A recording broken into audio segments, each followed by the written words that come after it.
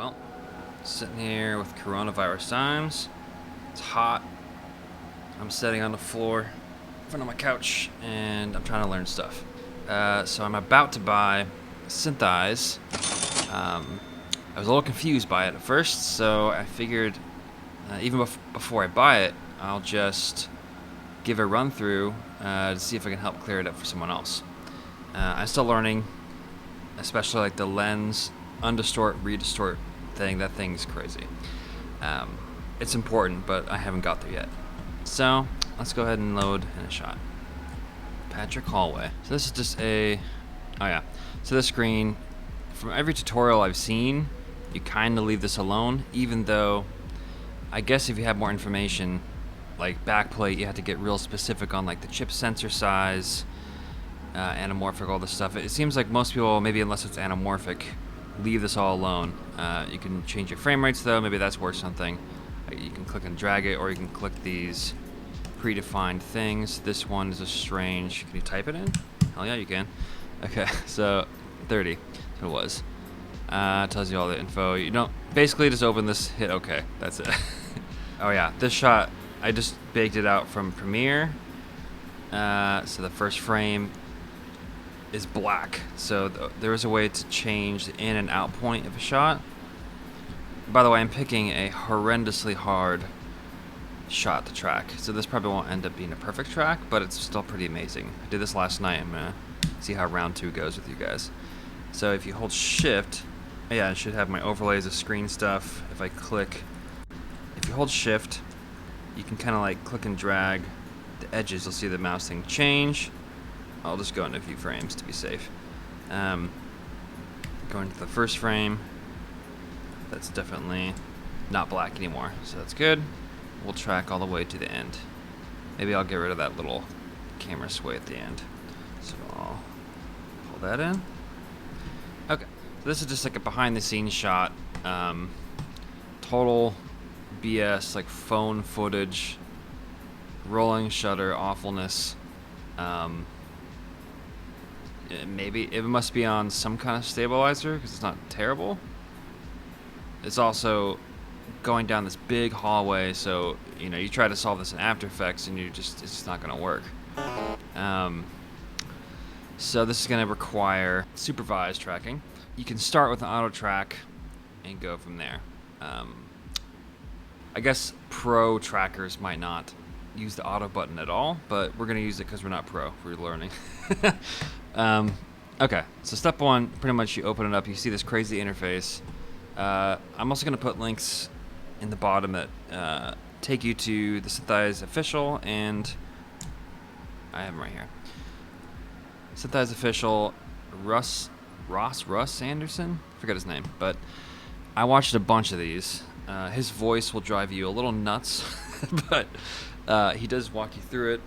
He kind of skips over certain things that make it a little annoying, and I gather that he's kind of like the one-man show that made this whole program, which means he's a genius, but he also is kind of nerdy and hard to understand what he's trying to articulate sometimes. So in addition to these, which you definitely should go through, there's also this other guy who has an amazing, if you look at his videos, tracking demo with like big movies and stuff, and this guy knows his stuff. Okay, let's get to business. So let's go ahead and mouse wheel goes in and out. Mouse middle mouse button click lets you kind of drag it around. By the way, if you don't have like a full keyboard with Numpad and a 3-button mouse, just stop. Just go right now and go buy one, because you're going to need it for this. Okay, so let's hit the auto button. That's step 1. We'll go through all these. I'm not going to go through all these, but we're going to go through the ones I know about. Okay, auto. This does its thing. Pretty fast. This shot is 1920 by 1080. I baked it into ProRes, and it's like 440 frames. Okay, so it does all these calculations, tries to sort out what is going on in 3D space. This feels like it sort of figured out something, but it's definitely not right. In fact, a good thing to do while you're looking at this, you go to trackers, there's these different views and layout that let you see this tab in various views. So one that I like to use, I've been getting into, is camera and graphs. So this thing ends up telling you data about how off the tracks are. So this is pretty gnarly. You can even see the same view just in graphs. There's my cat. So yeah, I think auto is not going to do it for us on this shot because it's just too crazy. Solver. So if you go back to Solver, there is track cleanup trackers. The goal is to get this error number down below 1 pixel, hpix, whatever this value is. People seem to call it pixel error. So track cleanup trackers brings you to this window, and this one sort of confused me at first because I thought that selecting and then fixing is what you had to do to this fix, but actually I believe if you just hit fix, you'll see high error trackers currently is 69. If I change the how much the error is, it will modify how many trackers it's selecting. If you hit the select button, it actually highlights them. So these are high error trackers. This is a low error though. Let's go back up to 30 was at, select again. So if you fix, I don't think select does anything except for to show you where they are. So fix will actually delete them. So if you go back into that, which you can also do, so cleanup trackers, or even tells you Shift C. So just get used to Shift C and keep using this guy. So, after you clean up some trackers, it's a good idea to hit the Go button, solve again. Now we're down to, it looks good at first, 0.4762, but this happened to me yesterday. It basically, because the shot is so long, I mean, even like here, you'll see there's no trackers after here all the way to here. So if you try going back to trackers, you'll see this graph now, which is why I pulled that up. Once you get enough trackers on there, it starts giving this information. I was confused by these colors at first, but what they are is red is like there's not enough data. It's not going to be able to solve the geometry 3D space in this section whatsoever. Yellow is basically it telling you keep working, we need more data. Green is like pretty good. Gray is confident that there's enough trackers in those frames that it can solve this section. It's kind of a good idea also to, before we get to our supervised tracking, trying to take a look at these various trackers and check out how good or bad they are. If you click on one tracker here, if you start scrubbing, you realize it's going to go off the frame, but they have a key for that, which is 5 on the keyboard. So hit 5, and now when you scrub through, it's going to lock the camera in that position. So let's make our own first supervised tracker, and we might as well just start jumping to areas that don't have enough definition, so we start chipping away at what it needs first. And this shot is unfortunately blurry and moving and handheld sort of on some kind of stabilizer, so there's not great details to hold on to. So you're gonna have to babysit these trackers, especially in this middle section. Also, it's good if you scrub forward to where things are bigger and then track backwards, then there's a little more data to start off with.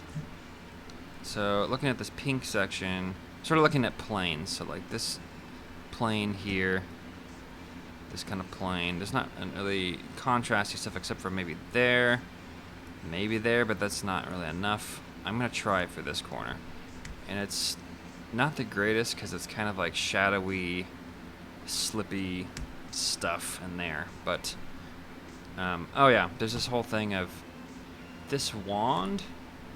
You can turn it on and just start clicking. Let me turn off 5 so it doesn't auto center. If you start clicking, it starts making trackers. But a lot of these guys recommend to not use this because then it's like you want to select this tracker and you accidentally click and like, oh shit, I didn't want that. Oh no.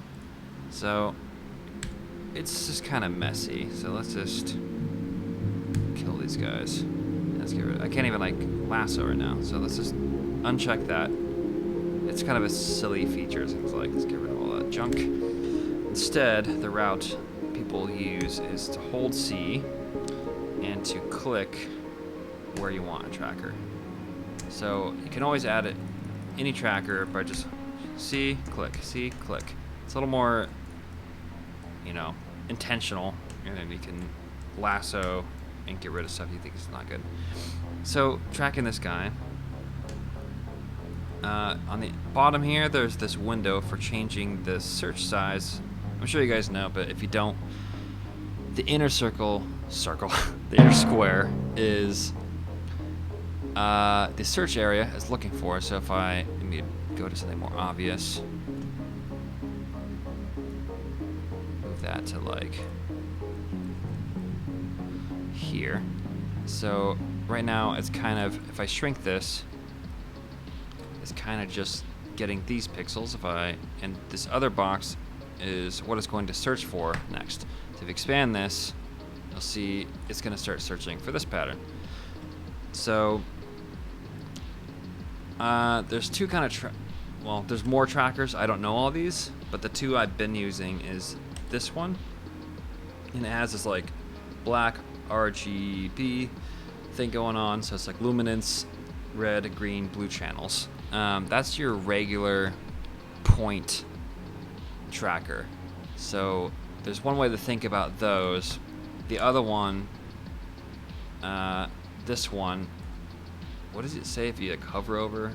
Type, match, dark, bright, symmetric, planar, neutral. So I don't know the difference of like, this looks like a full planar tracker. I haven't used that yet. This one kind of is a planar tracker within this window, but it doesn't like corner pin this thing. But I do know the engine running underneath when that's on is more planar style. So you would approach those two in a different way. Like a planar, you'd probably select more where you see these details. Like here's these corners, and then when you track, it's just still gotta correct it. Go back. Bigger search. It's holding a little better. So that's a bad frame to start on. Yeah, for a planar tracker, you kind of want to go a little bigger so that it can flesh out these details. If you try to use this one with like a really small region, there's no extra, it only has this one point of change. So it's like as you go back and forth, it might hold on, but it just needs like those corners to it. There's this track direction thing that's kind of down here, which if you notice is sort of separate from this arrow, these directions. So I'm usually just doing up here, and it automatically switches the one down there. You can also do that with Shift R. You can change the directions. So this is where you get to A, S, D, F. We're going to start with S and D on the keyboard. So basically, S is tracking backwards. D is tracking forwards. That's actually not true. It's frame stepping backwards with S, frame stepping forward with D. It's only tracking backwards if the arrow is pointing backwards. So if I start tracking backwards right now with S, frame by frame, boom. Oh, and turn on 5 so that it centers it. Back, back, back. It goes off. Maybe make the search bigger. It's handheld, it's messy. Guess we gotta start doing. If it freaks out, you can kind of just click and drag, or you can Z-click, and that will force it to a position. Every time you do that, you'll see that it makes these little like black dots in this scrub bar down here. So each of those is a keyframe, which is where you get to A and F. So F steps through the keyframe, it's not the frames. A to go left, F to go right. If you start, since this is on track backwards, if I hit D to frame step forward,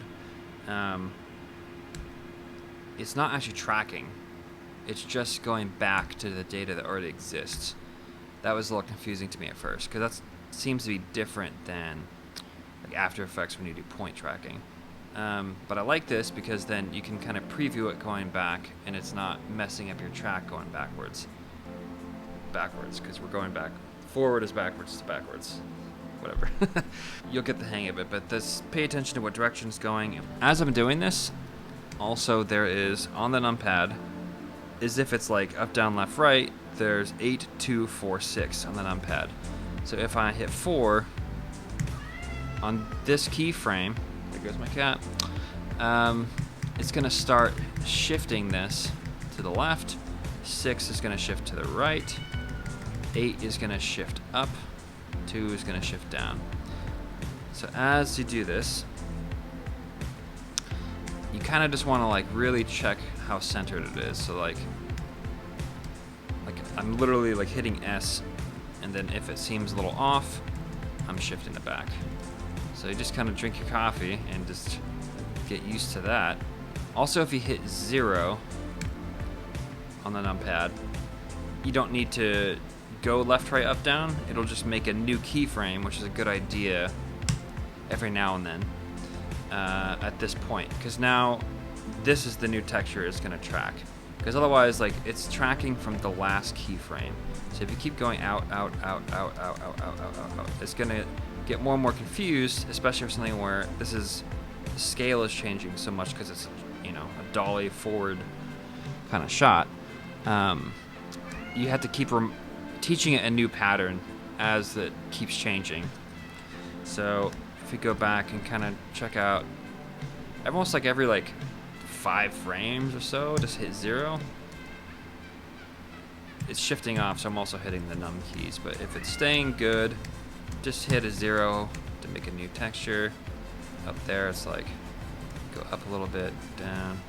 There's a lot of like camera bump, blurry awfulness in this shot. So that goes way off, so you can kind of just Z-click back up there, hit those to kind of line it up, but then go D, S, looks like it's a little off, so kind of try to,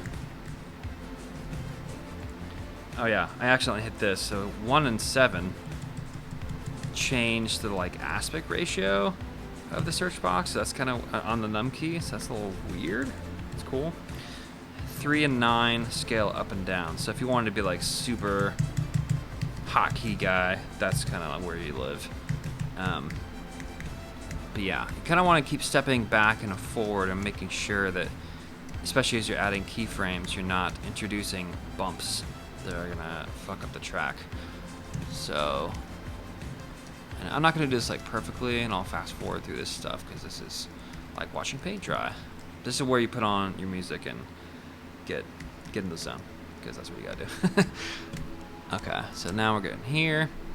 I'm gonna go ahead and make a bigger point. I know I said this about the planar tracker thing, but it makes sense with points too.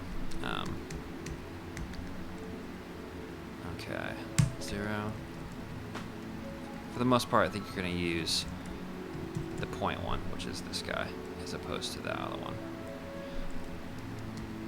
Okay. Now we're gonna get the shoulder up in here. Let's take it back. It's getting real blurry and hard to see. So if you get like stuck looking at this, oh yeah, I got this thing. If you get stuck looking at this window too often, one thing I suggest is trying to take in more of the image and not get micro the whole time. Micro, macro balance, and just try to take in more of the image so that you're not, like, it's almost easier to tell sometimes if it's going off if you're further back, zoomed out, and you can kind of see what's going on more. Also, like, whatever you decide to do, it seems like most people recommend, let's see, put that there. When stuff gets blurry, especially with motion blur, be consistent with what you choose. So if it's, most people seem to recommend, like, if it's a big blur, go in the center of the blur, like, or you can go on the front or the back of it, but it seems easier because, like, what direction is it going? So to not have to think about what direction it's going, center makes it just easier to move the tracking point. Okay, so this is starting to get screwed up because his shoulder is being introduced. So let's shrink this down more. it's basically becoming pretty much unusable after this frame. So even though this jumped way off, I wondered about this, and you can see in the graph, it's like, boom. So it's pretty intense. So you can, here, I think it's this thing. I got to use the hotkey. This is enable. Yeah. You hit this button, or I just like to hit E on the keyboard. So E, it basically toggles enable the tracker. So if you turn it on, it's got that crazy jump. Turn it off, it's off. So the thing I got confused about is like, do I turn it off when it's fucked up, or do I turn it off the frame before it's fucked up? So you turn it off where it's fucked up, because you want to get every frame possible for the data. So go ahead and go to the frame where it gets screwed up, E to disable it, toggle the enable, and then lock it. So lock it up, which is plus or that button there. You can turn it off and back on, but I don't think this exit sign is going to really present itself again in a way it's really trackable. His shoulder's over it.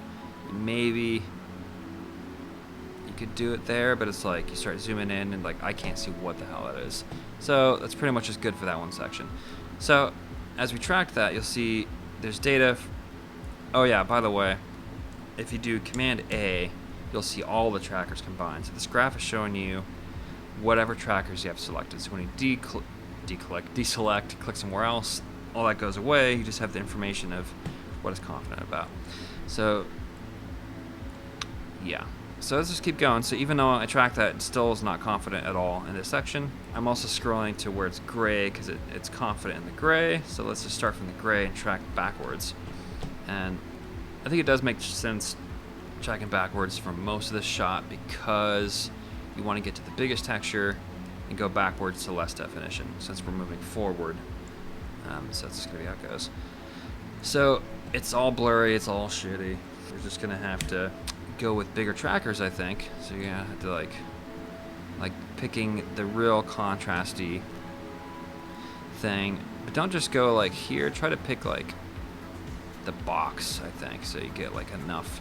Also one thing, this box here, it's right now tracking this in full RGB luminance, so you can change it to just luminance here, so it's just going to look at only the light and dark stuff, or the red channel itself, green channel itself, blue channel itself. So if in like really hard situations, it makes sense to kind of like check through those and see. Computers these days can probably handle the full RGB just fine, but I found this to be useful in some situations, so check it out. Make this a little bigger, the search, and let's get back to it. So, okay, now it's getting too big, so we got to shrink it, and as I do that, it's gonna make a new keyframe down there. Let's keep going. I can hit that 7 and 1 scale up and down, so you can kind of just like, sorry, my bad, that's the ratio, I'm still getting used to those. 3 scale down. Okay, and even by changing that, it's made a new keyframe down here. So let's keep going. You can almost like, oh, I see. Boom. Let's make the search box a little bigger. Nope, it's just gonna get screwed up. So let's zoom in. Technically, I should go through and be more detailed if I was gonna make like a real CGI shot with this, but since we're just going through it, like I'd really try to glue it down there, but I'm just gonna kind of make a ballpark for this video. Keep going. So I'm kind of just like tapping Numpad a little bit, keeping it. I probably wouldn't do this on something with like a camera that's not so shitty. Okay, so just like keeping that in line. You can zoom in just a little more. You can hold on to it. You can just play also, but it seems freaky to me. Like I don't trust it. So I think at this point, oh, it started jumping like crazy. We're getting to like where it's gonna become useless pretty quick. 0.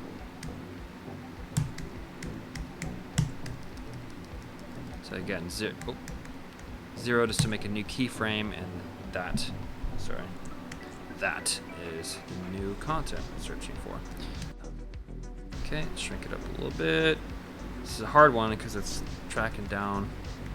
Not tracking, it's like a client thinks every shot is a pan. Okay, click there to be more specific.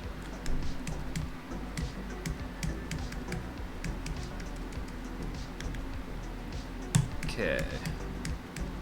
So it's getting real blurry. I'm kind of just like, I think that's the same thing. Is that even the right? No, it jumps so far. Look at that shit. Oh my god. Let's try to force it up there. This is one where you really gotta like step forward again. D. S. There's definitely a little jump, so try to shift it over. D. S. D. S. Let's go over a little bit. D. S. That's pretty good. 0. Undo. Okay. Back. 0, back. Oh, I see, because now the search box is so big that it jumped down there. Oh yeah, the search box, by the way, just no one ever said it like this to me when I was learning this stuff, is it's searching on the next, whatever the next frame is, this box is going to stay on the XY of the image, so this thing doesn't move from to the next frame. Only this little box will search, so it's like, this is a technicality, but yeah, it's basically the search for that pattern on the next or previous frame, depending on what tracking direction you're going. So let's shrink this down. Okay. I'm holding on for dear life here. Oh my god.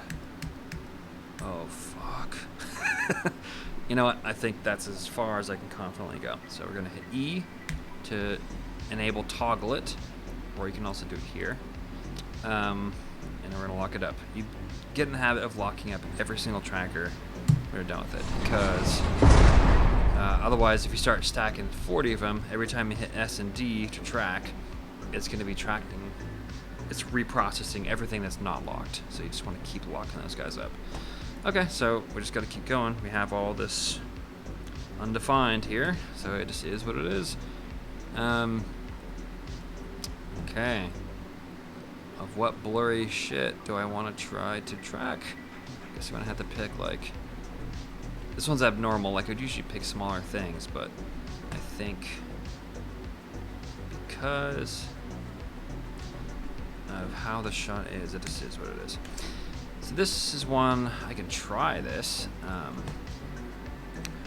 Let's try the other tracker on this one. So let's get more of a planar tracker style instead of a point. You could do a point here, but let's try the other one. I might not be understanding the right time to use these. I need to look up this in the manual, so you should do the same. So whatever this one is, like pyramid with like biceps, whatever this thing is. So let's track that back. I'm pretty sure this under the hood, if you hover over it, it does say planar on it. So it is attempting to, even though it's not distorting this box, I think the engine is distorting from frame to frame what this is. And it seems to do pretty well with like parallax changing stuff like this. So let's go ahead and... The reason this is getting more screwed up is because the search box... That's why it's not like fully like a planar tracker, because a planar tracker would be resizing this, even though the engine is hidden planar underneath this or something. Because this is going over these edges, it's now, this is like a different depth, because that's like, I think this is like coming down from the ceiling a little bit. So that's going to confuse a planar tracker because it's not the same plane.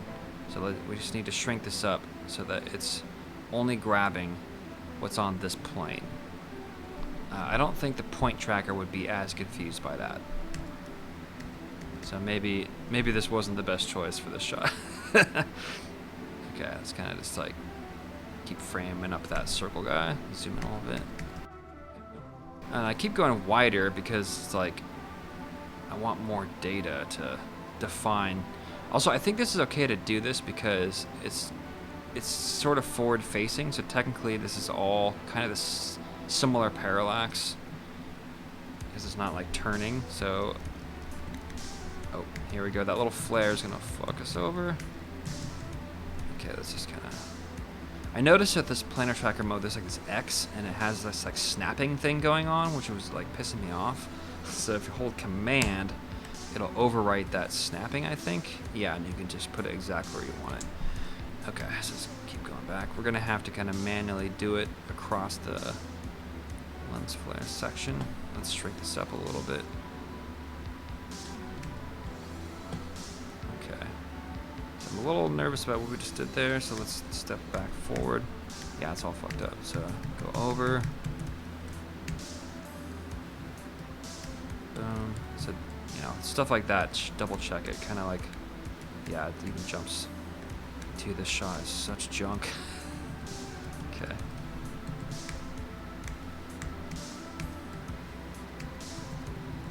God. Kill me. Ooh, it's just like blurry awfulness. So this is where you just gotta kind of start looking at the image a little bigger because it is hard to tell. His ear's gonna hit it, so let's move in. Get every last frame you can possibly get out of that thing. Oh my god. It's like an action movie. Let's put on some action music.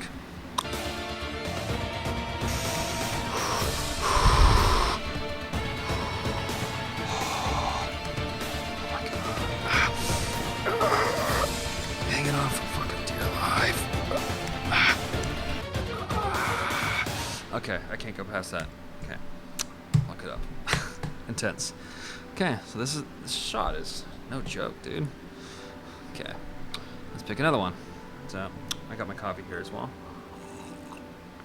So this is like, you know, something to think about with the point tracker is if you want to be gluing stuff on to surfaces, it's probably better to pick the top where it meets the ceiling instead of the bottom sprinkler. I think it's a sprinkler head. So,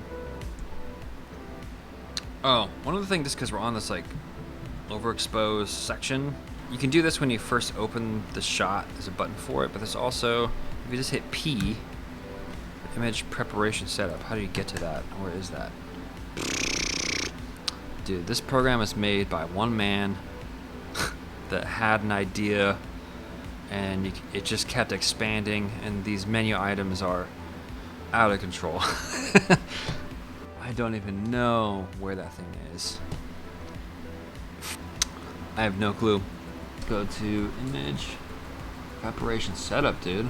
You know what? Just hit P. I have no idea where it is. So there's all kinds of things you can... Everything you do in here, from my understanding, is what you feed SynthEyes before it processes the tracking. So you can... this is preset manager here. I screwed this up at first, so my suggestion here is to, right off the bat, new preset, start, or whatever you want to call it, but it's just like, I haven't done anything to the image, and you can always go back to that. By the way, if you start modifying,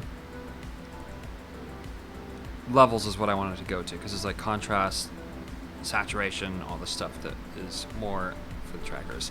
So if you start changing highlights and stuff, it's actually modifying start, which screwed me up. Oh fuck, it doesn't even undo. Go back. Oh my god. Okay. So don't... What you're on is what you're editing. So start, don't touch it. Make a new one, new preset. Okay, we'll make this like track contrast. BC, hell yeah. BC's my initials. Okay. Whatever. So highlight, you can start seeing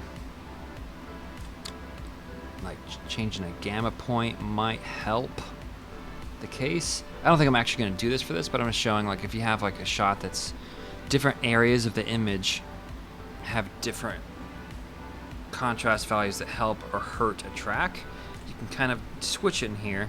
So you can kind of be like, all right, we're in this mode, go back to here. Yes, and when you change this, by the way, it has to recache the image. So you're gonna see it turn red, it's recaching it, put it into RAM, whatever it's doing. Okay, so now when we're tracking, it's seeing that new data. And that's the only place, I think there's some changes you can make in here, like these. Hell yeah, it's working so good. Oh, there you go. It's click and drag. Boo. Okay. So this is for you. This has nothing to do with what SynthEyes is seeing and tracking. You can also right-click to reset pretty much anything. So if you click and drag something crazy, I'm like, blah, blah, whatever that is, you can just right-click. That's back to what it was. If you're doing this and thinking that's going to help your contrast for the track, it's doing nothing. It's just for your vision. Hit P. This is where you modify what SynthEyes is actually seeing. Let's go back to start. And that's why you want to do start in the beginning so that you can go back, because otherwise you'll be like in here like, oh my god, how do I put my energy back trying to type in? Oh, it's all fucked up. I can't get back. So make a start so you can get back. Okay, let's track back. I've left track backwards on this whole time, so every time I make a new tracker, it's staying on backwards, which is good. So let's just let's have fun. 0, 0, 0. This is not perfect. Like, I would be spending more time lining this up. Oh my god, I fucked it up so bad.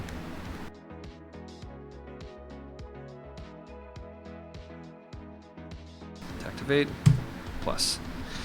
Dude, it's just like, you just gotta keep going. That's all you can do. You know what? That's nice. Look at that, dude. C-click. Ooh, yeah, look at that. Okay. Boom. I'm a weird guy. That's all I can say.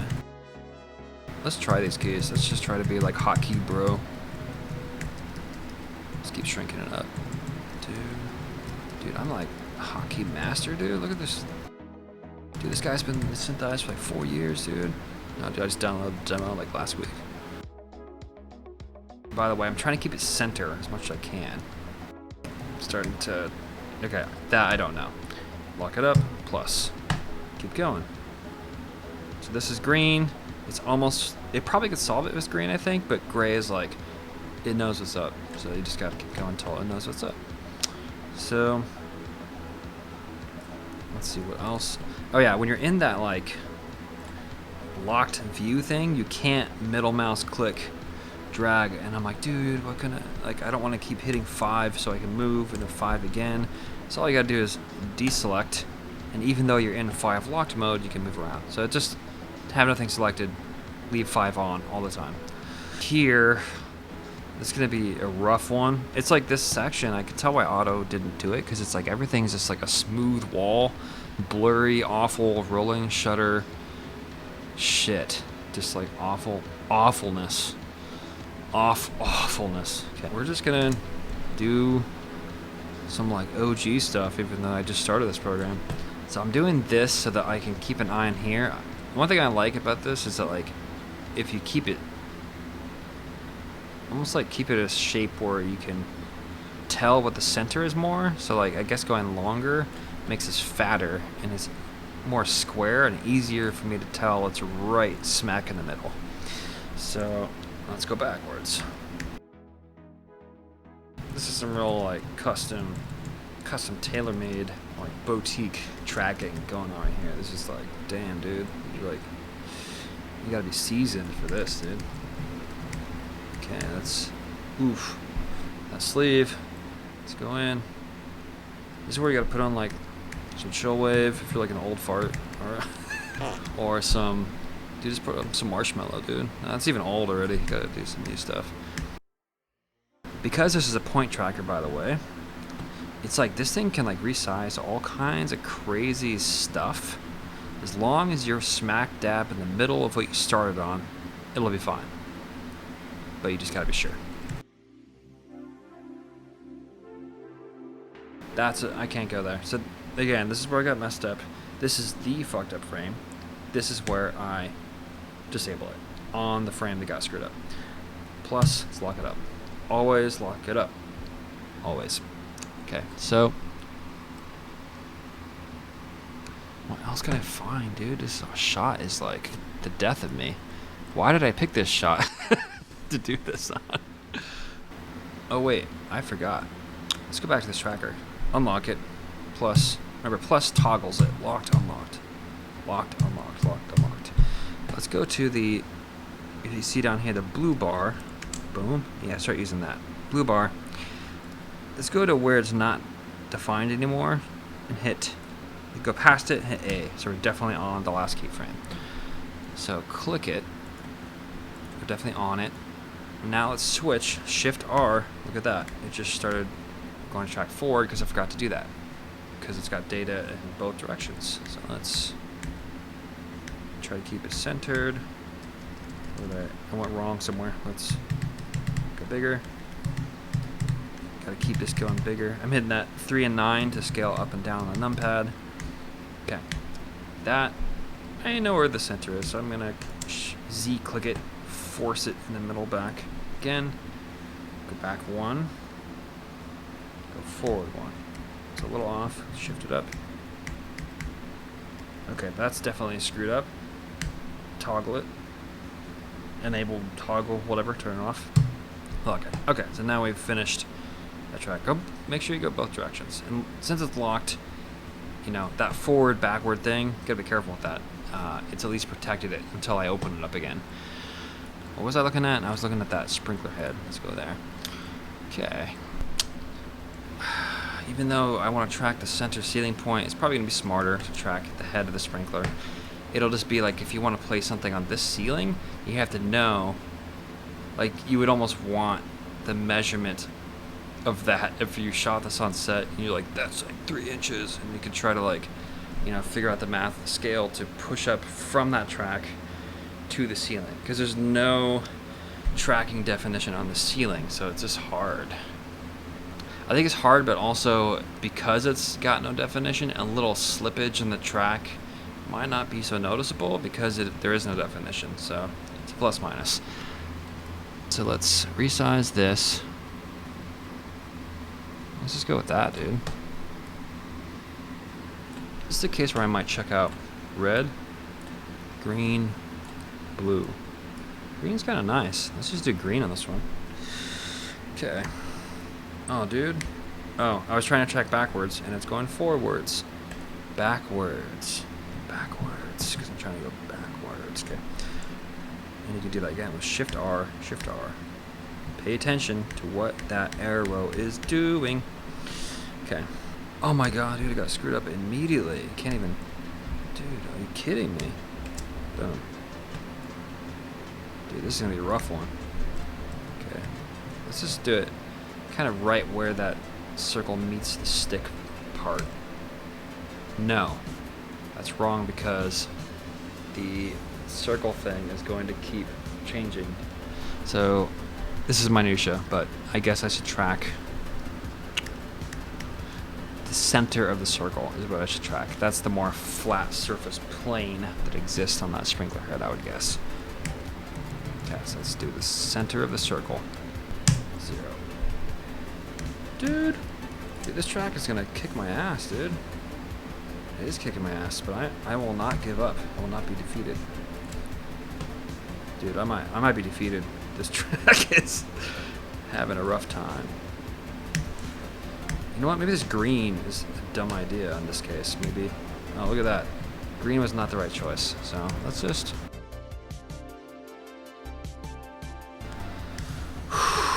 Okay. And this is SD, Numpad. You just work it out, dude. You just get in the zone. I know this is not perfect, so tracking Pro might tell me I'm a nub. I'm not a nub though, I just started, so it's a noob. 00. Nub, I think, is when you've been doing something for a long time and you still suck. So I've only been doing this for a week, so I think I'm a noob. Not bad for a noob, I must say, but start here. Okay, this is just gonna be what it is.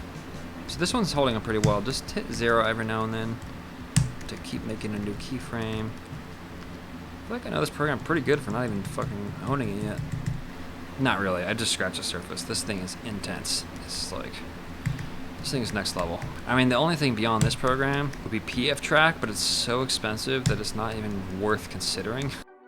But their interface does look really slick. compared to this one-man show. Like, dude, what have you done, dude? I love you, but wow. So now we can change direction, Shift R. Remember, watch that arrow. Scrub it with 5 locked on and like really check out how well is that. Looks pretty good. I'd guess if I didn't do auto track in the beginning and just like, you know, it's not gonna figure it out. So if I did every single tracker myself and had the full meticulous oversight to every tracker, I bet it would have a better solve than we're gonna end up getting. But oh well. I gotta track more. It's just like, what do you even track in this section? Because there's like, I mean, those are shadows. No, I can track that door hinge guy. It's gotta go a little bigger. It's good contrast, so let's go for it. Look at that. Let's try and green. We're getting there. We are getting there. This is a tough shot. Maybe it's not that tough. Maybe some like tracker guys like noob. It's just so hard to tell what to track. Man, what can I track, dude? I thought there was there's a number on. Whoa, that door doesn't even have a number. This door has a number. Okay, let's try this guy. I'm just gonna center it on the 0. For some reason, this one makes me want to try our favorite planar tracker mode.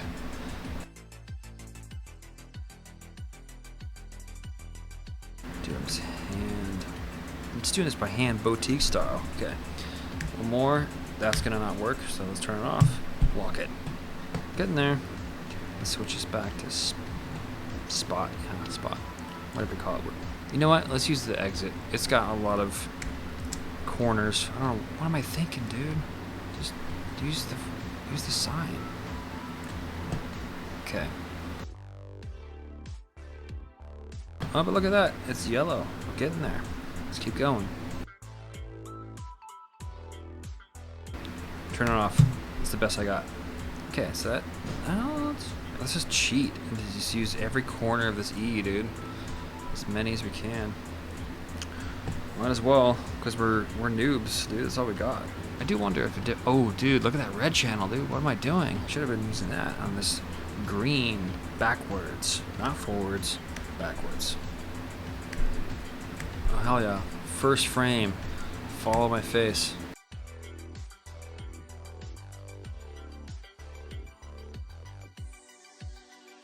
Dude, we're getting there.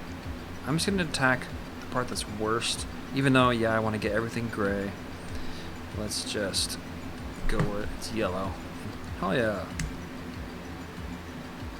Dude, it doesn't even... what is going on? Okay, go to the track. Back. Just gonna have to shift click it. Force it on. Oh, it's on red channel. Let's go to all colors. That fixed it. We're almost there, and we'll get to the cool part. This part kind of sucks, or you just get in the zone and you're like, whatever. But if you want to put cool 3D stuff and impossible to solve shots, this is what it takes, bro. See, that's a repeating pattern, so it has a danger of the search box thinking that is that or that. I might not choose that.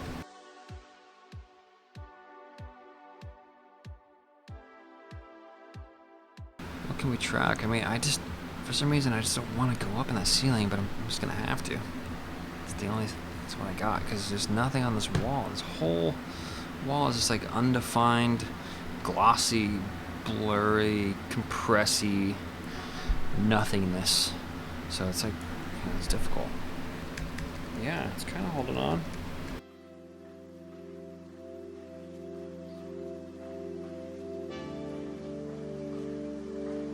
Getting there.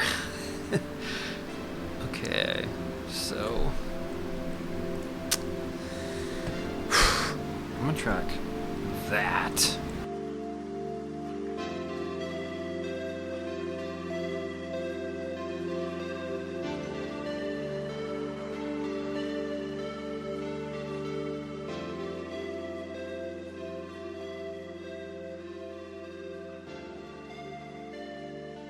I'm not even sure how good that is because I couldn't really tell. So I'm gonna click on this. Whatever one you click on, deselect, click out, click on it. Now go to graphs. And if you scroll down, don't click on anything except for the scroll bar. It's highlighted. Double click. Not sure. Like Idiocracy. There you go. Okay, so now when you go back to trackers, not sure. So it's, if I'm having problems to track, at least I have marked for myself. Maybe that track isn't so good. I'm gonna try to use it though. So graphs, you can also make it a color. I haven't done that in this window yet. Oh yeah, double click, boom.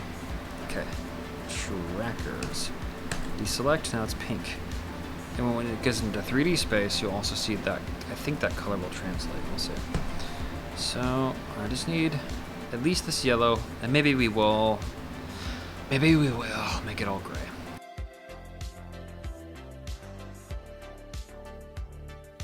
Look at that. Oh man, it's just like green, gray, green, gray, green, gray, green.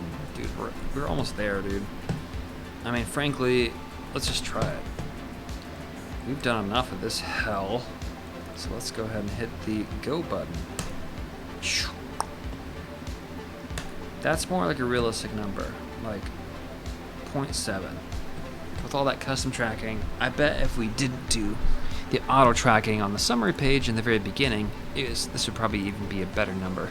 I guess technically I should.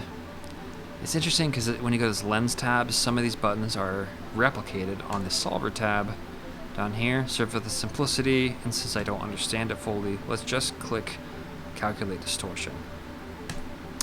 So I'm gonna go to quad perspective view for a second.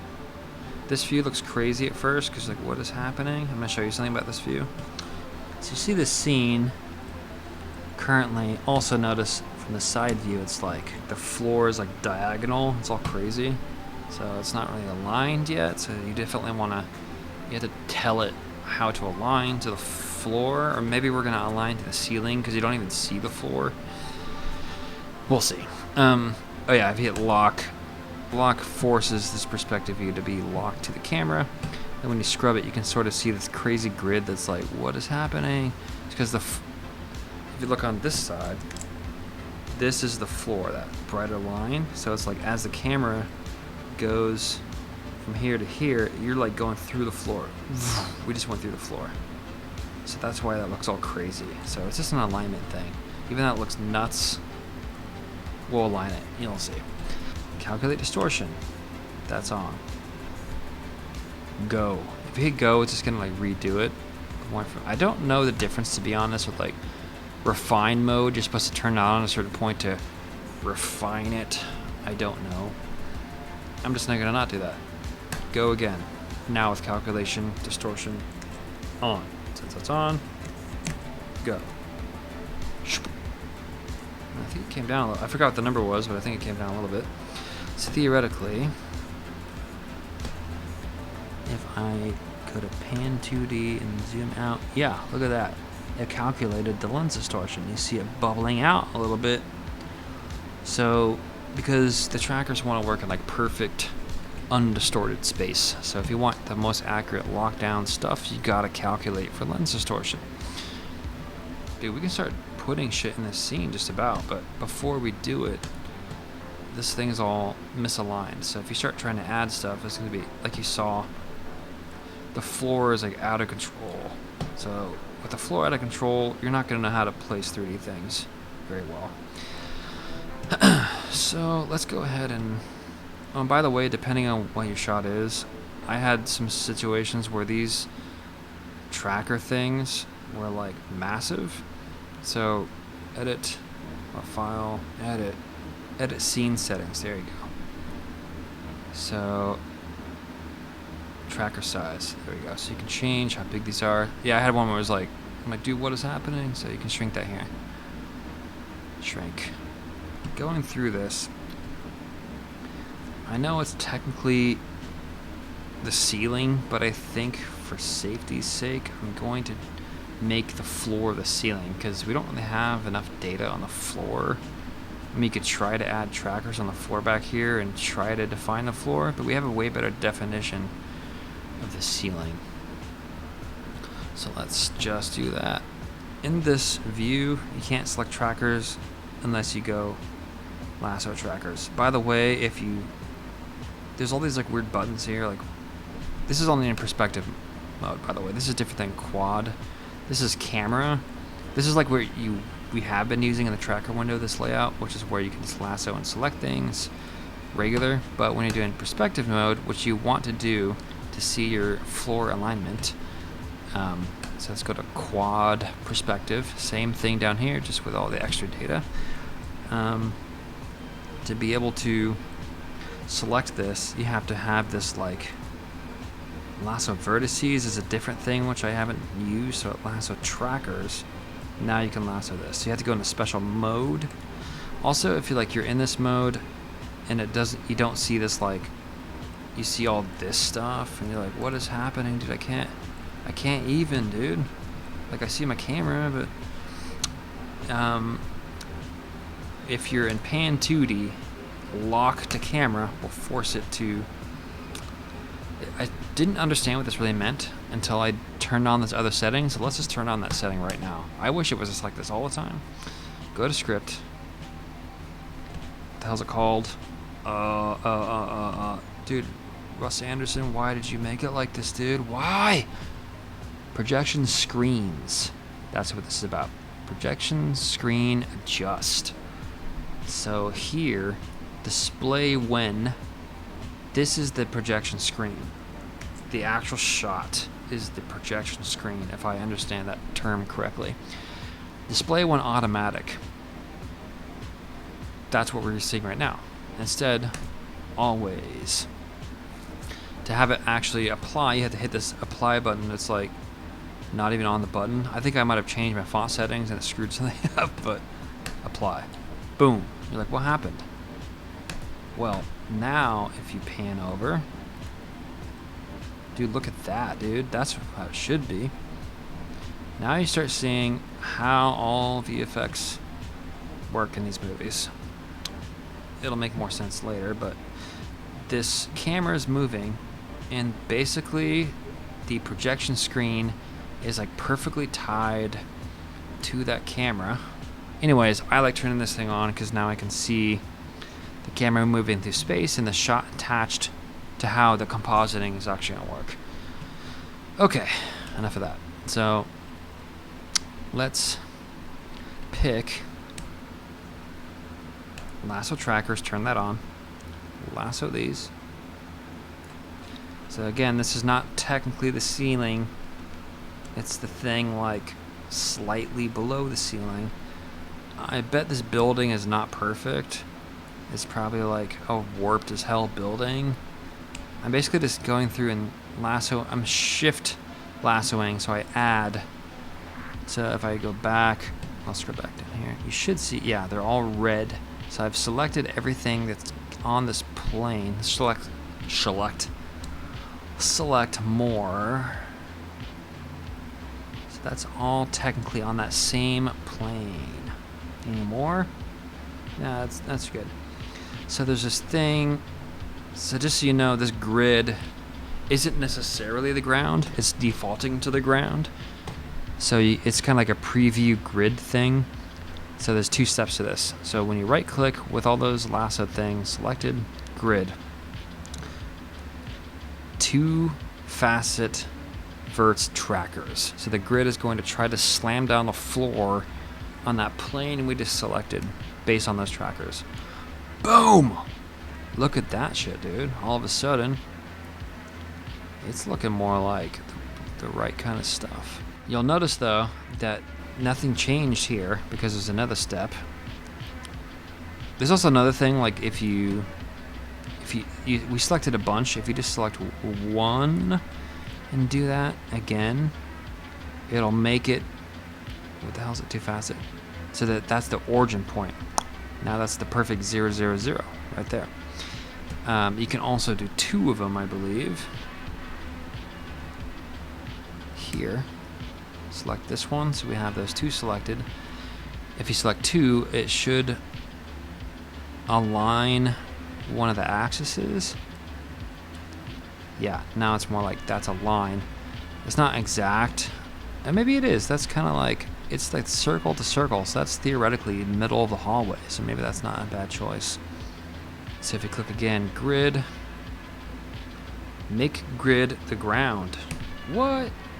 Watch. Like David Blinn. Watch. Dude, look at that. Look at that pristine situation. So if I go up here, the thing I think that's happened is that technically my camera's upside down. You can tell because like they did that old film style. So these are like those are like the film canisters, like old school. So that means it's upside down. That should be on top. Now we gotta flip our scene, so we can do that manually. So let's go and it's gonna reselect. I wish I would have color coded those when I had those. So I'll show you that now. So let's select all these guys. Select that. Careful not to select ones that are not truly on the plane. And you know, I'm shift lassoing, so it's adding to our selection. Add those.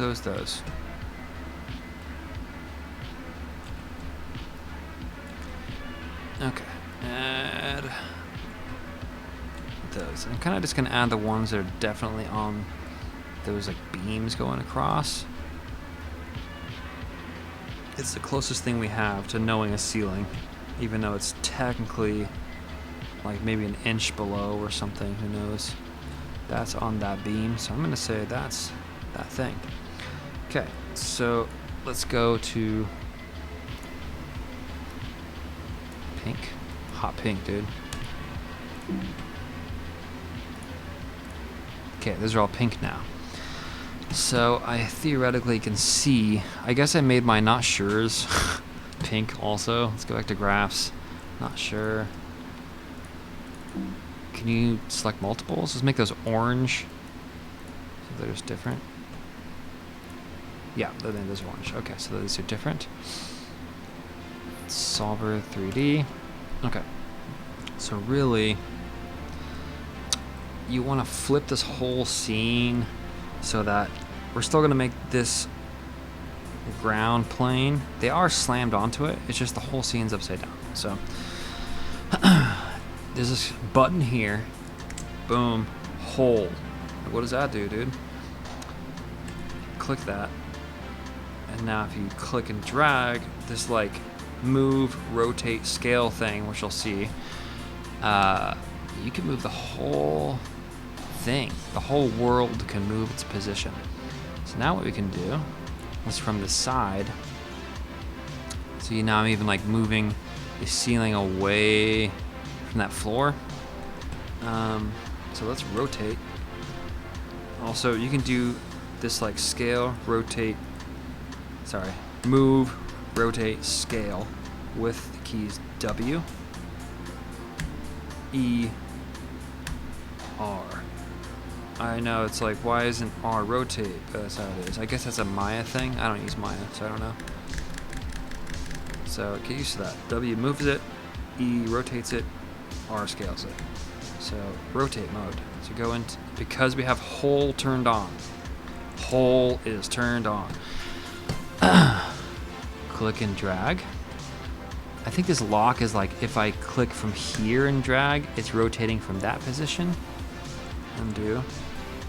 Or if I do it from the center, it's gonna rotate from that position. So it's like, it's kind of cool. What does it do if you turn that off? I guess you need it on. Okay. So maybe for this whole translation, you need it on. So let's reselect it.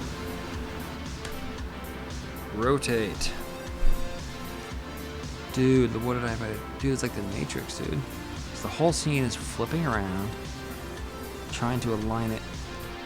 Now we can kind of eyeball that. Hit W, go down. Let's go bigger on this view so we can see what we're doing. And you can obviously see that it's not perfect. The floor, our ceiling, known as our floor, is a little warpy, looks like. But that's pretty good ballpark. So you can also check it. You kind of want to check it from both sides. This is the left side of the scene.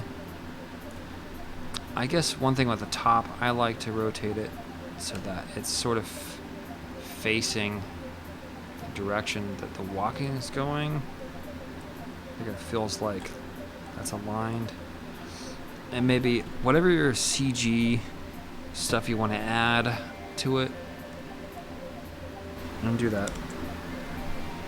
Oh, fuck, what'd I just do? Okay. There's a lot of like, fuck kind of moments using the software, but okay, so whatever. Oh, I'm not locked in. I'm like, what is happening? Lock. There we go. Okay, so wherever your main CG stuff is, maybe he's like gonna walk by and there's like a whole floating thing in this 3D space. So that's probably where you want your origin to be. So based on, you can select these trackers and they'll show up as red over here, and then you can move the whole scene. I guess I gotta color code those, my bad. So select these. Let's make these a special color. Let's make them blue or something. Deselect. Now I know those blue ones are like that area. Whole to move the whole scene. We can move those blue markers so that that's kind of really where the origin is. We can try to scoot it visually so that, like I'm looking at this area, to try to align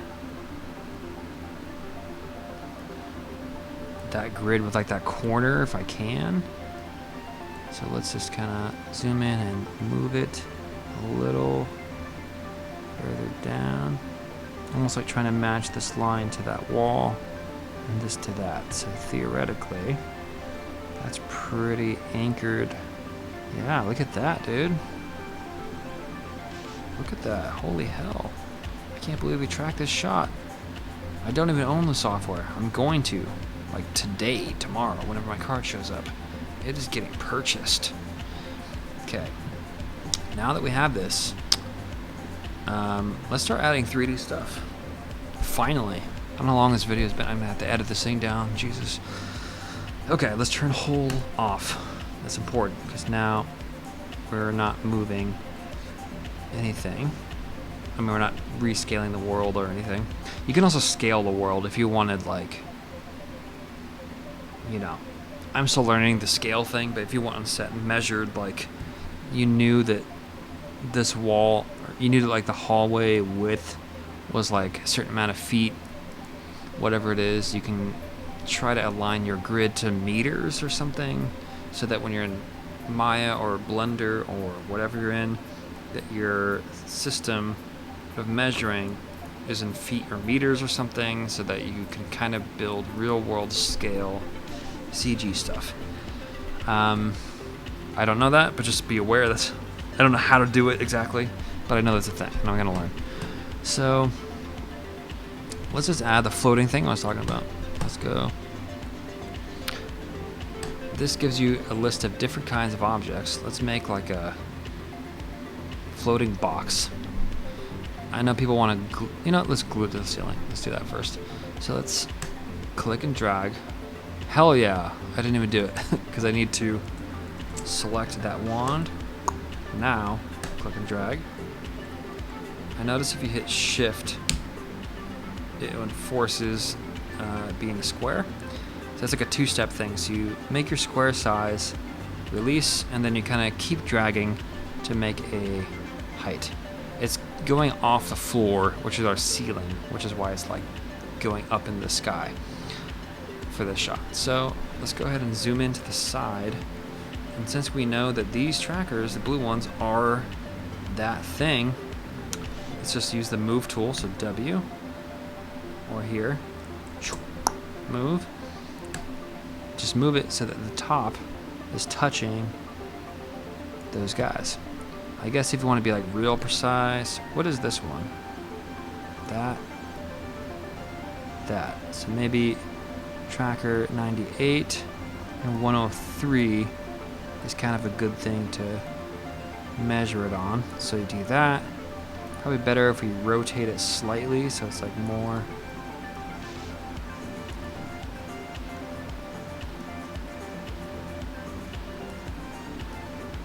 On there.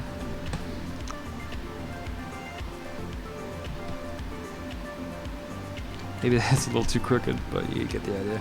So maybe my trackers aren't perfect, but you know, you kind of. Maybe it's even accepting some amount of error, and you're kind of like averaging. So this is sort of middle of like all those trackers. Maybe that's good enough. So let's scale down a little bit. Oh yeah, should have done that first. Also, if you scale in this view, it does XYZ scale, but you can also scale on these little click and drag. Hell yeah! So you gotta go to the scale mode or hit W R. Now this is manipulating that. So that's, you know what I should do is rotate this so that the bottom is touching the top, because that's where it's all scaling from. Boom, because we got a weird backward shot, so it's a little funky. Oh yeah, scale, big. So it's kind of good to make like a big one, because then I kind of want to see the edge of that 3D piece though. But if you go big and long off of that object, it helps show how, look at that, dude. That's like glued in, dude. Holy shit. Let's go to camera. Camera mode, I think also, I'm pretty sure it's distorting in here. Like it's actually gonna warp based on the lens distortion in the camera view, but if you go to perspective, it's straight, because if you zoom, let's see, zoom. So because this is distorting it in perspective mode, it's already undistorted the plate, which means that this can be straight because everything's been straightened out. Whereas camera view hasn't done that, so it's theoretically bending the CG additions. So let's go way up here and add something like these markers. So let's go to these guys. It's nice that you can select those and see the red stuff. Look at that, dude. So let's go ahead and, oh yeah, one thing I love about the software that you start feeling missing when you go to other software is like wherever your mouse is where it zooms. So zoom out way far away. So if you're like, if you get lost, like where am I, dude? I can't find anything. Just zoom out, zoom out, zoom out. There it is. Now put your mouse over that, start zooming in. Mouse over that, start zooming in. You can find your way back. But also, like if you're like, I want to zoom into this part, or I want to zoom into this part. That's slick. So let's go ahead and place. Let's put an earthling upside down the ceiling. Some like weird experience on drugs or something. You're like, what is happening, dude? Okay. So he's standing above the ceiling right now, since we've made the ceiling, our floor is our ceiling, because I like to do things differently. Let's rotate him. You want to get a little more specific. It's like they're all kind of, I don't know if it's warpy or I'm just this shot. It's got rolling shutter. I think there's a way to calculate for rolling shutter I forgot to do. Oh well, there's a way to do it. So that's kind of like an average of the height of those guys. That's probably going to be decent if we go on this side. Yeah, so kind of like compare this side and this side. And it's like once you have those in place, if you scrub this, that dude's like acid trip locked into that ceiling. Holy shit, dude. But now that you're here, it's so cool because you can just like, that plane is figured out. You can just straight up click and drag him across that bar, and no matter where you move him, he's like locked into that plane. So you can scrub, he's there now. Or you can give him a buddy. Oh, by the way, if you want to copy paste and get like real crazy, select it, script again. Russ Anderson, why is there not just a copy paste? You gotta go like script, mesh, duplicate mesh. I never use onto trackers. I don't know what that is, but duplicate mesh. And you can do a number of copies. Let's make 4 of these dudes, dude. Let's go crazy. So now we're going to click and drag. We're just gonna have a party up there. And you can zoom in here and kind of check out your placement visually. So you can kind of see that's more centered. Let's rotate him. He's kind of like this way. And then they're all copy pasted onto the same position. So just click and drag another one. Let's make this guy shorter. So we're gonna scale our dude down. He's like a shorter dude. He's like a pixie.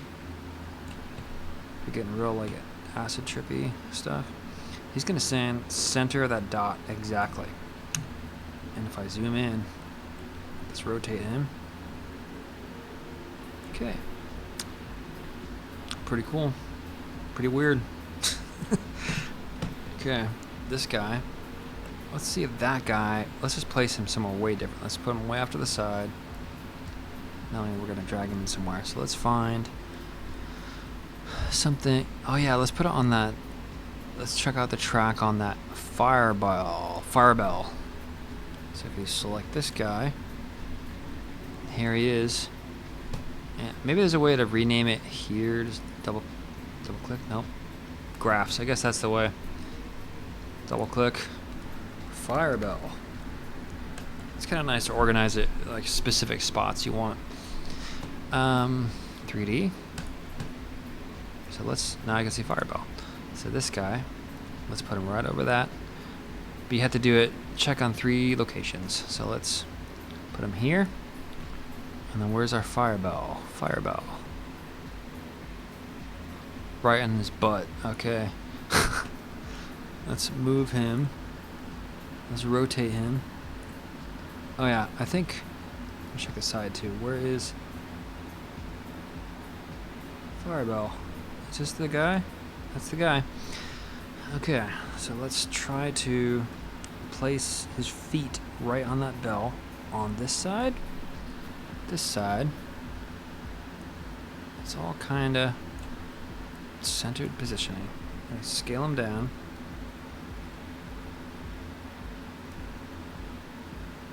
Make him a small little weird guy hanging out in the bell. And then we're going to rotate.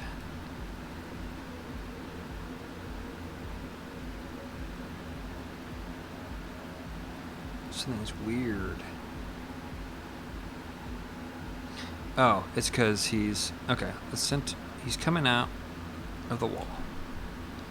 That's right. The camera's moving this direction, so he's like facing away. So let's move him to be parallel with the bell.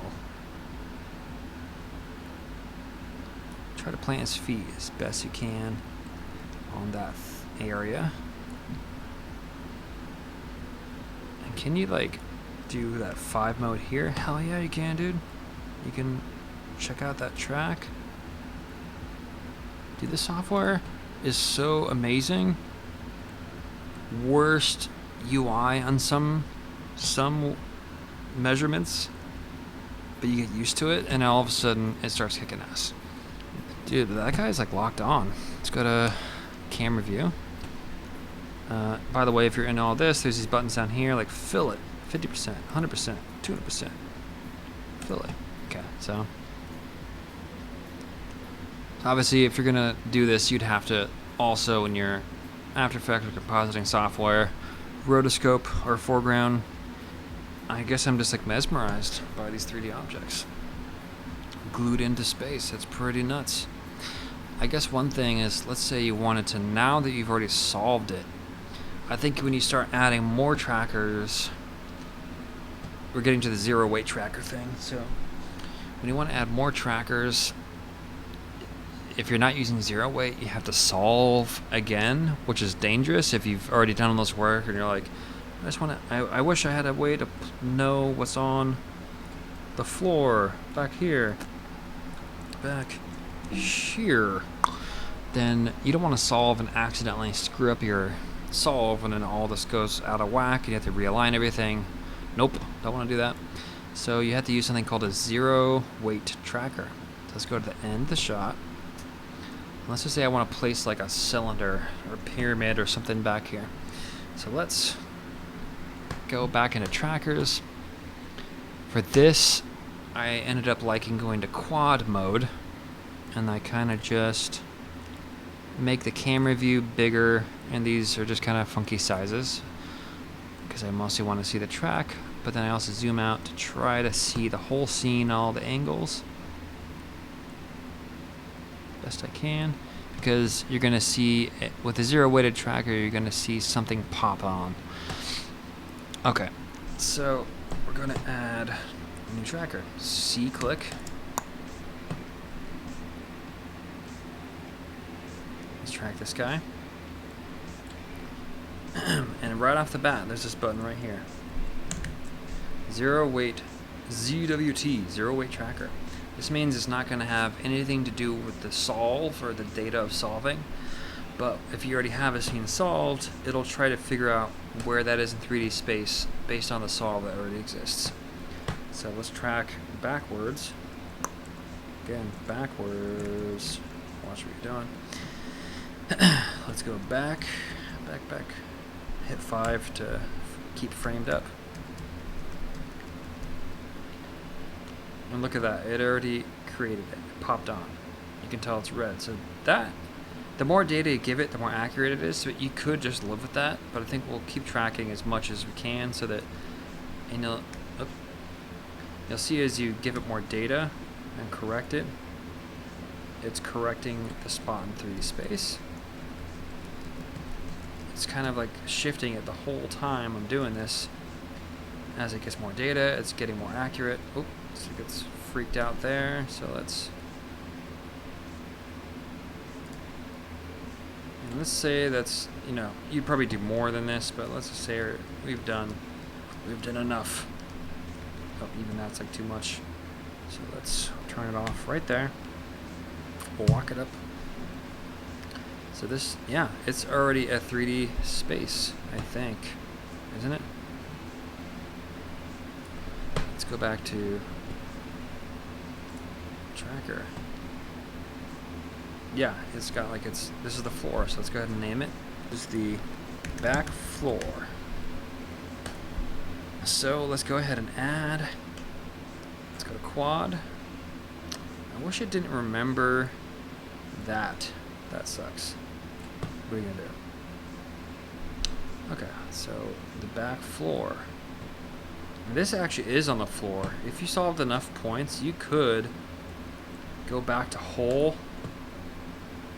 And yeah, let's do this. I need a color. Back floor. Graphs. Oh, I didn't need to go to graphs to change color. Whoops. Make it bright yellow. Sure. Boom. Back to 3D.